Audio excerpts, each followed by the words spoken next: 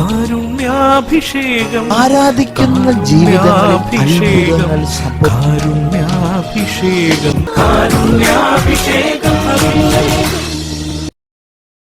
ഒരിക്കലൊരു മത അധ്യാപിക വളരെ വിഷമത്തോടെ ഒരു കൗൺസിലറെ സമീപിക്കുകയുണ്ടായി. അവരെ സംബന്ധിച്ചിടത്തോളം അവർ 10-25 വർഷമായി മത അധ്യാപനത്തിൽ ഏർപ്പെട്ടിരിക്കുകയാണ്, ദൈവ ശുശ്രൂഷയിൽ. പക്ഷേ ഭർത്താവ് വലിയൊരു കുടിയനാണ്. അപ്പോൾ വളരെ നിരാശയോടുകൂടി 1-2 വട്ടം ആത്മഹത്യ ചെയ്താലോ എന്ന് വരെ ചിന്തിച്ചു, പരിശ്രമിച്ചു. അങ്ങനെ ഒരു ദൈവ ശുശ്രൂഷകൻ്റെ അടുത്ത് ആ സഹോദരി എത്തിപ്പെടുകയുണ്ടായി. അപ്പോൾ ഈ സഹോദരൻ ഈ മകളോട് പറഞ്ഞു, മോളെ, എന്തുകൊണ്ടാണ് നിൻ്റെ ഭർത്താവ് കുടിയനായത്? എത്ര വർഷമായി കുടിക്കാൻ തുടങ്ങിയിട്ട്? എന്ത് കാരണം കൊണ്ടാണ് കുടിക്കുന്നത്? അപ്പോൾ ഈ സഹോദരിക്ക് അത്ര വലിയ അറിവില്ല എന്തുകൊണ്ടാണ് കുടിക്കുന്നത്. അപ്പോൾ ഈ സഹോദരന് പ്രാർത്ഥിച്ചപ്പോൾ കിട്ടി, മകൾ, ഇവരുടെ അമ്മ നേരത്തെ മരിച്ചതാണോ എന്ന് വെച്ചു. അപ്പോൾ അവർ പറഞ്ഞു, ശരിയാണ്, 2 വയസ്സിൽ അമ്മ മരിച്ചു. അപ്പൻ ഭയങ്കര ഗൗരവക്കാരനായിരുന്നു, ദേഷ്യക്കാരനായിരുന്നു. അതെ. അപ്പോൾ ഈ കൗൺസിൽ നടത്തുന്ന പ്രാർത്ഥിക്കുന്ന ഈ സഹോദരൻ ഈ കാറ്റഗിസം അധ്യാപികയോട് ഒരു കാര്യം പറഞ്ഞു, മോളെ, എന്തിനാണ് നിന്റെ കയ്യിൽ ഇങ്ങനെ ഒരു കുടിയനായൊരു ഭർത്താവിനെ തന്നതെന്ന് നീ ചിന്തിച്ചിട്ടുണ്ടോ? ഇല്ല. ഈ 10-25 വർഷമായി ഈ കുടി മാറാൻ വേണ്ടി ദൈവത്തിനോട് പ്രാർത്ഥിക്കുന്ന ഈ സഹോദരിക്ക് ഒരു പുതിയൊരു വെളിപ്പെടുത്തൽ ഈ ശുശ്രൂഷ പറഞ്ഞു കൊടുക്കുകയാണ്. എന്താണ്? ജോബിന്റെ പുസ്തകം 22-ാം അധ്യായം 21-ാമത്തെ വാക്യത്തിൽ ഇപ്രകാരം പറയുകയാണ്, ദൈവവുമായി രമ്യതയിലായി സമാധാനത്തിൽ കഴിയുക. കാരണം എപ്പോഴും ദൈവത്തിനോട് പ്രാർത്ഥിക്കുകയാണ്, ദൈവം എനിക്ക് ഈ കുടിയനായ ഭർത്താവിനെ തന്നല്ലോ, എനിക്ക് കുടിയനായ ഭർത്താവാണ്, ഇയാൾ കുടി മാറുന്നില്ലല്ലോ. അങ്ങനെ ദൈവമായൊരു മൽപ്പിടുത്തം നടത്തുകയാണ്. ഈ സഹോദരൻ പറഞ്ഞു, മോളെ, എന്തുകൊണ്ടാണ് നിനക്ക് ഈ കുടിയനായി തന്നത്? നിനക്ക് ആ കുടിയനെ മാനസാന്തരപ്പെടുത്തുവാൻ കഴിയൂ. നിന്നിലൂടെ വേണം ഈശോയ്ക്ക് ആ വ്യക്തിയെ നേടാൻ. നീ അതിന് നിന്നെ ദൈവത്തിന് വിട്ടുകൊടുക്കണം, തുറന്നു കൊടുക്കണം. നിനക്കേ അതിന് കഴിയൂ. നീ ഇത്രയും വർഷം ദൈവവചനം പഠിപ്പിച്ചു കൊടുത്തിട്ട് നിനക്ക് എന്തുകൊണ്ട് ദൈവവുമായി ഒരു രമ്യതയിലാവാൻ പറ്റുന്നില്ല? എപ്പോഴും ഈ കുറ്റപ്പെടുത്തലുകളാണ്. എനിക്കിങ്ങനെ ഭർത്താവിനെ തന്നല്ലോ, ഇദ്ദേഹത്തിന് കൂടി മാറുന്നില്ലല്ലോ, ഞാൻ എത്ര നാളായി പ്രാർത്ഥിക്കുന്നത്. അപ്പോഴാണ് ഈ വചനം ഈ മകൾക്കൊരു വെളിപ്പെടുത്തൽ കൊടുക്കുന്നത്.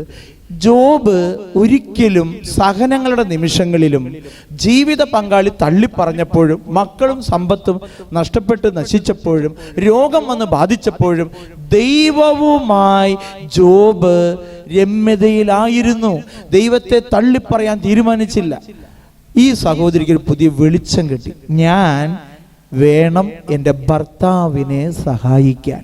കൊരിന്ത്യർക്കുള്ള 1-ാം ലേഖനം 7-ാം അധ്യായം 14-15 വചനങ്ങളിൽ പറയുന്നുണ്ട്, അവിശ്വാസിയായ ഭർത്താവിനെ വിശ്വാസിയായ ഭാര്യ രക്ഷിക്കുന്നു എന്നാണ് ഈ പറയുന്നത്. അപ്പം നമ്മളിലാണ് അവർ രക്ഷിക്കുവാൻ ദൈവം ഏൽപ്പിച്ചിരിക്കുന്നത്. ആ ദൈവത്തിൻ്റെ പദ്ധതി നമ്മളിവിടെ നടപ്പാക്കണം. അപ്പം അതുകൊണ്ട് ഞാൻ ദൈവവുമായി രമ്യതയിലാവണം. ഞാൻ ദൈവത്തെ കുറ്റപ്പെടുത്തുകയല്ല, നന്ദി പറഞ്ഞ് പ്രാർത്ഥിച്ച് ദൈവത്തിൻ്റെ സഹായം യാചിച്ച് ദൈവത്തിൽ ആശ്രയിച്ച് ദൈവത്തിൽ ശരണപ്പെട്ട് ദൈവത്തിൻ്റെ ഈ പദ്ധതിക്ക് വിധേയപ്പെട്ട് ഞാൻ എൻ്റെ ജീവിത പങ്കാളിയെ അല്ലെങ്കിൽ എൻ്റെ മക്കളെ കൂടുതൽ സ്നേഹിക്കാൻ, മനസ്സിലാക്കാൻ, പ്രാർത്ഥിക്കാൻ, അങ്ങനെ ദൈവം എന്നെ സഹായിക്കും. നമ്മുടെ വീടുകളിൽ ഒരുപാട് അത്ഭുതങ്ങൾ ഈ വചനത്തിൻ്റെ ഈ അഭിഷേകത്തിലൂടെ നടക്കും. അതുകൊണ്ട് നമുക്ക് പ്രാർത്ഥിക്കാം. നമുക്ക് ആദ്യം ദൈവവുമായി രമ്യതപ്പെട്ട് ദൈവത്തിൻ്റെ പദ്ധതി നമ്മിൽ നിറവേറാൻ, കുടുംബത്തിൽ അത് അഭിഷേകമായി മാറാൻ പ്രാർത്ഥിക്കാം. 2 കരങ്ങൾ യേശുവിനെ നീട്ടിപ്പിടിച്ച് സ്തുതിച്ച് പ്രാർത്ഥിക്കാം. Hallelujah, hallelujah, hallelujah. യേശുവേ സ്തുതിക്കുന്ന ആരാധിക്കുന്ന കർത്താവേ, ഞങ്ങൾ പ്രാർത്ഥിക്കുകയാണ് ദൈവത്തിന്റെ പദ്ധതിയിൽ നടപ്പാക്കാൻ ഞങ്ങളുടെ ജീവിതത്തിലെ അനുഗ്രഹിക്കണമേ.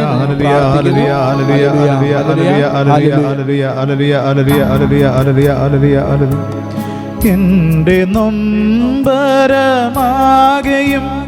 ഇന്ന് ഏറ്റെടുക്കുന്ന സ്നേഹമേ, എന്റെ നൊമ്പരമാകെയും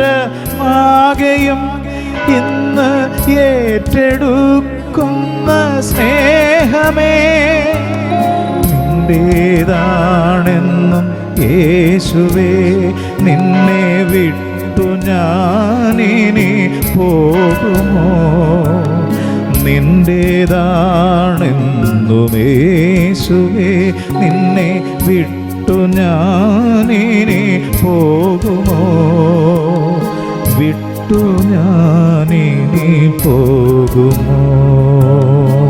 പരിശുദ്ധ പരമദിവ്യ കാരുണ്യത്തിന് നേരവും ആരാധനയും സ്തുതിയും പുകഴ്ചയും ഉണ്ടായിരിക്കട്ടെ. പരിശുദ്ധ പരമദിവ്യ കാരുണ്യത്തിന് നേരവും ആരാധനയും സ്തുതിയും പുകഴ്ചയും ഉണ്ടായിരിക്കട്ടെ. പരിശുദ്ധ പരമദിവ്യ കാരുണ്യത്തിന് നേരവും ആരാധനയും സ്തുതിയും പുകഴ്ചയും ഉണ്ടായിരിക്കട്ടെ.